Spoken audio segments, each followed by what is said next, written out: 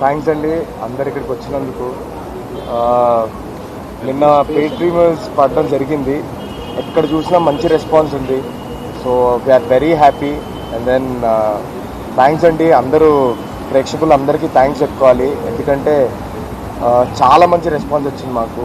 ఇంకా ఇప్పటి నుంచి సినిమా కూడా చాలా బాగా ముందుకెళ్ళబోతుందని ఆశిస్తాం.